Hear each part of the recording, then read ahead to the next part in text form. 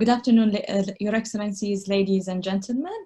Well, first of all, thank you to the Arab-Belgian-Luxembourg Chamber of Commerce, His Excellency Ambassador Mohammed Abu Shahab, and the UAE Embassy in Brussels for arranging this roundtable and inviting me to speak today. Well, before I begin, I would like to extend my warm regards and best wishes to all participating in this video call. I know many of you have been personally impacted by COVID-19, and I hope you and your families remain safe and well. Ladies and gentlemen, as already noted earlier by His Excellency Mohammed Bishab and the previous speakers, the current global situation has engendered a range of challenges to the UAE's economy. We as the UAE government are doing all we can to assist individuals, businesses facing difficulties during this ongoing crisis. And here I wish to underline that our support doesn't end at the UAE's borders. In particular, the UAE Ministry of Foreign Affairs and International Cooperation has from the beginning of this crisis remained in the front foot in seeking to promote bilateral and multilateral cooperation. We have moved swiftly to support citizens and residents facing difficulties abroad and to ensure that we fulfill our diplomatic and humanitarian obligations. While these aspects of the ministry's role quite rightly continue to be a central focus, today I would like to focus more and provide an overview of the less recognized but critically important aspects of the recovery effort relating to the ministry's approach to investment and trade in such a rapidly changing world. At the core of the economic sector's role in government is responsiveness to the needs and concerns of the private sector. Throughout the pandemic, at all levels, the Ministry of Foreign Affairs has engaged constantly with key private sector entities, both large and small, foreign and domestic, whether that be in assisting companies in developing solutions to overcoming trade barriers brought about by this crisis, or in providing clarity on unexpected international regulatory changes.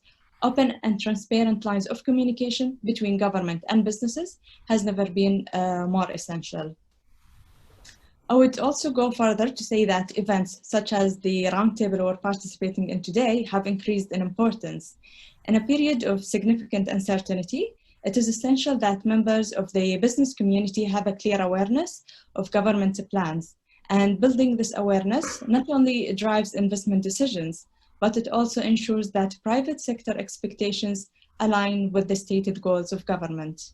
And in this respect, I would like to provide a brief overview of the ministry's priorities in regards to inward and outward investment. As the Arab world's second biggest economy and largest destination for FDI, the UAE welcomes investments in all sectors. I can assure you all that this will not change in the post-COVID-19 economic environment. And in particular, the passing of the 2018 Foreign Direct Investment Law, which opens up various sectors of the UAE economy for full foreign ownership, underlines the priority that the UAE government gives to maintaining its competitive regional advantage and attracting FDIs. In order to ensure the full implementation of this new law, in July 2019, a cabinet resolution was passed that specifically highlights 122 economic activities across different sectors, including agriculture, manufacturing, and services sectors, as well as in certain areas of the healthcare, education, construction, and hospitality fields, which are open to full ownership and investment. Ladies and gentlemen, we hope through the greater clarity in this law provides to foreign investments that the UAE will maintain its place as a regional leader in terms of FDI and would further reduce the obstacles that investors have previously faced when seeking to enter the UAE economy. As you're all aware, the UAE has achieved strong, sustainable growth through investments and international partnerships in the tourism, transport and logistics, financial services, real estate, banking and energy sectors. Nevertheless, as the UAE pursues its long-term vision of building a highly competitive, diversified, and knowledge-based economy, it is essential that we unlock new avenues for growth. And prior to the outbreak of COVID-19, MOFAIC has developed a comprehensive economic strategy which actually sought to leverage our extensive international diplomatic network to better promote the UAE's investment priorities. We also work to establish a framework for enhanced engagement with potential investment partners, building mutually supportive relationships with the private sector. And in this regard, the ministry earmarked 5 key sectors as areas for expanded investment collaboration and engagement.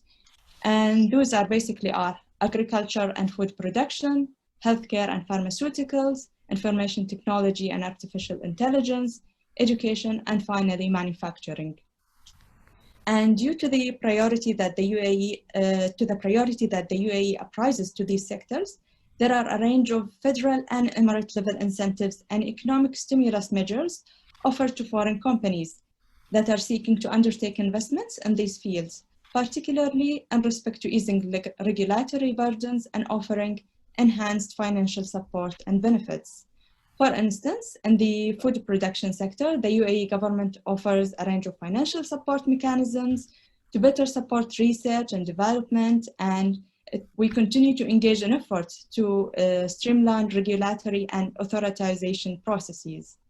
While in the technology sector, a number of accelerator programs has been offered to startups in order to ease their entrance into the UAE economy. And while the current situation has undoubtedly made it more difficult to gain greater investment in these fields, the challenges brought about by COVID-19 has only further emphasized the fundamental importance of these sectors for the future prosperity, diversity, and sustainability of the UAE economy, whether that be through expanded use of communications technologies for education or everyday business, whether it comes to the increased importance of self-sufficiency in the food production sector in a time of strained supply chains, or the key need to develop domestic solutions in the area of advanced medicines. Definitely, current circumstances suggest that our sectoral-driven approach, which targets areas of long-term need for the UAE economy, has been vindicated, and it will therefore remain our focus in the long term.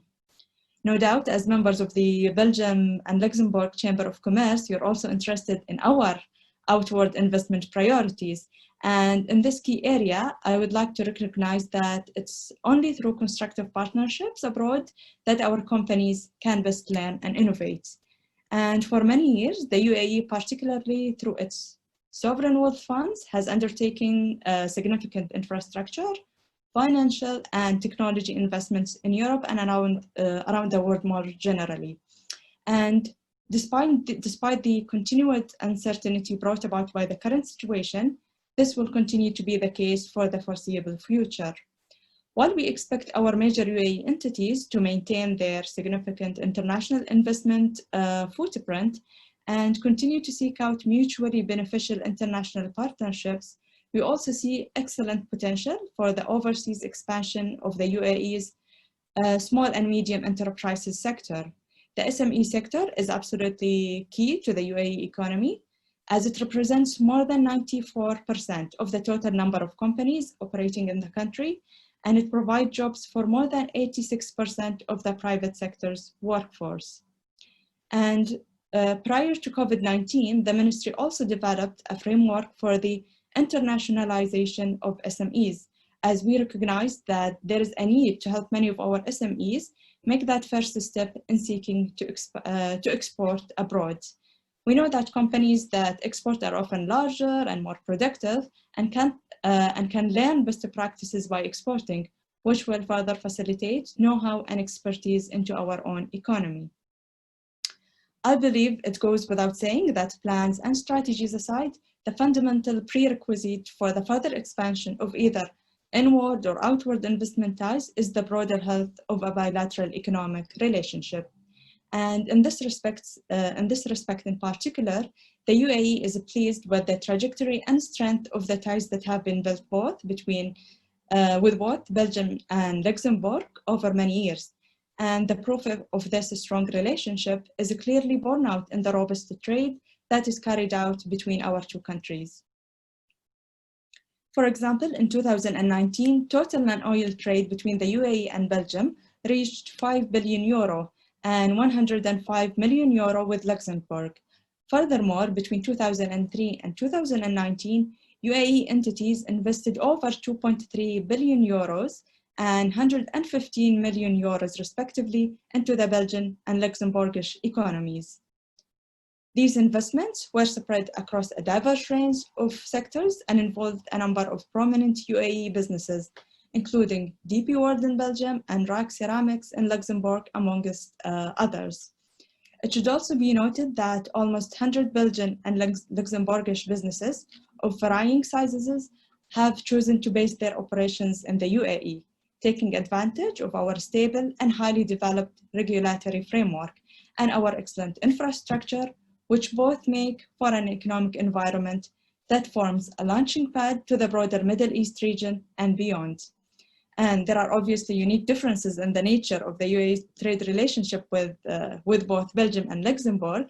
For example, in the case of Belgium, by fiat of this country's position as a key entrepot for the European continent, this bilateral relationship is absolutely key to the UAE's broader economic relationship with the European Union.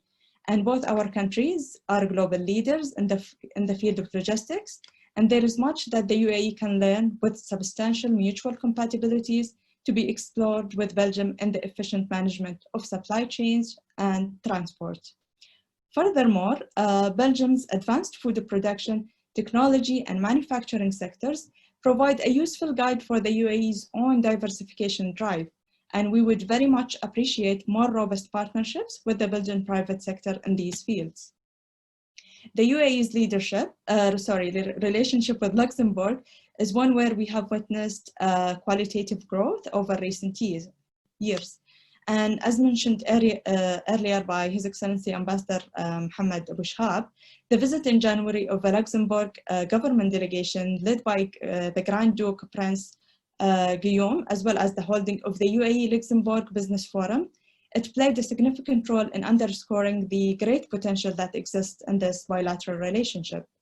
And in particular, the UAE is excited by the prospects of growth in cooperation with Luxembourgish businesses in the healthcare, renewable and clean energy, digital economy, ICT, and financial sectors, as these will be the key drivers of economic growth in the UAE. Beyond these sectors, the substantial cooperation that already exists between the UAE and the Luxembourg governments in the field of space exploration offers significant opportunities as well. I hope that the private sector takes advantage of the full range of new and exciting developments emanating from both countries' space programs. Ladies and gentlemen, although my remarks have mainly dealt with the UAE's international investment and economic priorities, I wish to emphasize that the UAE government is acutely aware of the challenges that businesses and individuals are facing. And obviously, the policies any government implements will not be fully effective in cushioning the blow brought about by what is an unprecedented global crisis. However, the UAE government will continue to monitor their effectiveness and appropriateness in dealing with the situation more closely. I also wish to emphasize that the UAE remains confident that our long-term economic plans that we put in place prior to COVID-19 will allow the country to adapt and overcome the significant challenges that we're facing and lays an appropriate foundation for economic recovery. I wish you all and your families good health and safety, and thank you so much.